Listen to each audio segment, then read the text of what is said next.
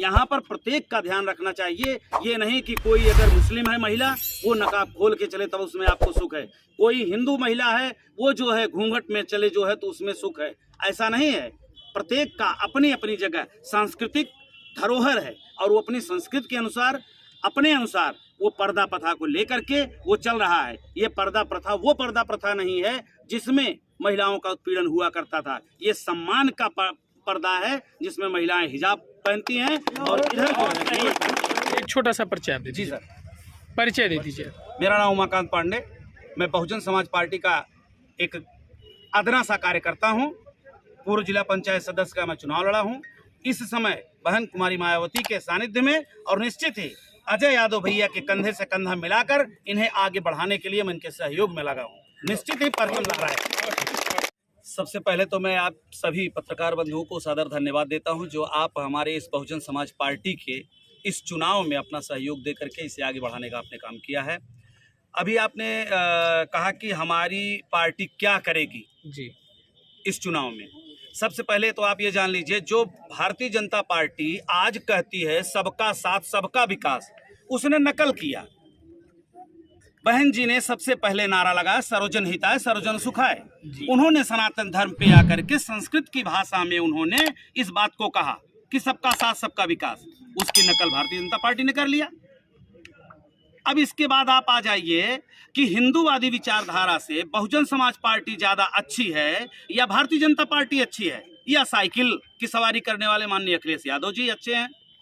सबसे पहले बहुजन समाज पार्टी की मुखिया बहन कुमारी मायावती जी ने सिद्धार्थ नगर, संत रविदास नगर, महामाया नगर, संत कबीर नगर, कुशीनगर आदि जैसे महान विभूतियों के नाम पर उन्होंने जनपद का नाम, गलियों का नाम, जिले का नाम, बाजारों का नाम रखने का कार्य किया है। इससे सीख लिया है भारतीय जनता पार्टी के कार्यकर्ताओं और उनके मुखिया ने, जिन्होंने अपने आप को हिंदूवादी विचारधारा से बताते हैं। बहुजन समाज पार्टी के साथ लगा हुआ कार्यकर्ता क्या पत्रकार बंधु वो हिंदू नहीं है? वो भी तो हिंदू है। आप हिंदू और मुस्लिम दोनों में बांट करके आप विभाजन करा रहे हैं देश का, और विभाजन करा करके केवल अपनी सीट बचाना चाहते हैं। इसलिए बहन कुमारी मायावती के सानिध्य में और उनके अगुवाई में बहुजन समाज पार्टी निश्चित ही रानीगंज की सीट को अजय यादव भाई के अगुवाई में जीत करके जाएगी और निश्चित ही फिर से 5वीं बार जो है बीजेपी के एंटी रोमियो और हिजाब और खिजाब पे जो बात करती है इससे क्या है? देखिए, महिलाओं को मैं पत्रकार बंधु अन्यथा आप मत लीजिएगा।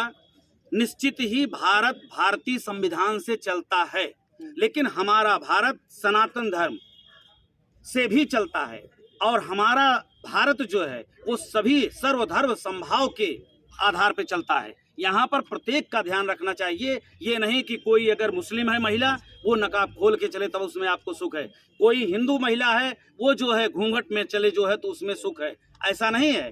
प्रत्येक का अपनी अपनी जगह सांस्कृतिक धरोहर है और वो अपनी संस्कृति के अनुसार अपने अनुसार वो पर्दा प्रथा को लेकर के वो चल रहा है। ये पर्दा प्रथा वो पर्दा प्रथा नहीं है जिसमें महिलाओं का उत्पीड़न हुआ करता था। ये सम्मान का पर्दा है जिसमें महिलाएं हिजाब पहनती हैं। और इधर आपने सही कहा, एंटी रोमियो जो है कई जगह पे पकड़ रहा है। मैं आपको बताना चाहूँगा, मैं नाम नहीं लेना चाहता हूँ, मेरे इसी दलित समाज से कम मैं 5 से 7 रानीगंज की केस बता रहा हूँ जिनके साथ बलात्कार किया गया है। आज तक उनकी गिरफ्तारी नहीं की गई है। मैं चैलेंज सही कह रहा हूँ, भारतीय जनता पार्टी करके दिखा दे अगर मर्द है तो।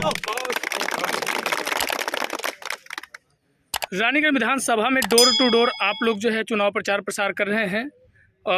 वहां पर जाने के बाद जनता का जनादेश क्या है? जनता अपने मुद्दे आप लोगों से शेयर कर रही होंगी, वो क्या मुद्दे हैं? जी हाँ, तकलीफें क्या है? जी हाँ, तकलीफें ये है कि आप भी पत्रकार बंधु रानीगंज से बिलोंग करते होंगे या आसपास के किसी गांव या कस्बे से बिलोंग करते होंगे। रानीगंज चौराहे से अगर शाहपुर तक हरिजन बस्ती, दलित बस्ती, मुस्लिम बस्ती, ब्राह्मण बस्ती तक अगर जाने वाली सड़क है, आज हो गया 6 साल। 6 साल में उस पर जो है कहीं टेपिंग भी नहीं की गई है। ये विकास चाहती है, गड्ढा मुक्त। माननीय योगी जी ने कहा था अपने चुनाव प्रचार में कि मैं सड़कों को गड्ढा मुक्त कर दूंगा। वो बता दें कितने लोग आपके साथ मेरे साथ ब्राह्मण समाज जुड़ा हुआ है, मेरे साथ ब्राह्मण समाज प्रचार कर रहा है, मेरे साथ ब्राह्मण समाज नहीं, बहुजन समाज पार्टी के जनाधार के साथ में है, उसके सुशासन के साथ में है, उसके अनुशासन के साथ में है, उसके विकास के साथ में है। जी, कहीं ना कहीं सूबे की सरकार का दावा है कि उन्होंने किसान को लेकर, युवाओं को लेकर, बुजुर्गों को लेकर बहुत कार्य किए हैं और कई योजनाओं का लाभ जो है सभी तक पहुंचाया है।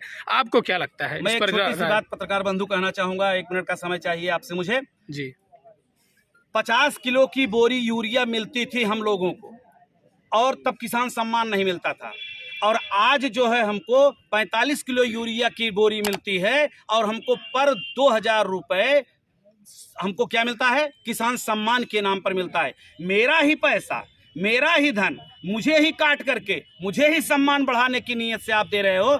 आप क्या कहना चाहते हो इस बारे में? आप ध्यान दे लीजिए, प्रति लाख टन आप पर डे के हिसाब से ध्यान लीजिए, पता नहीं कितने लाख टन यूरिया की खपत भारत में प्रतिदिन है।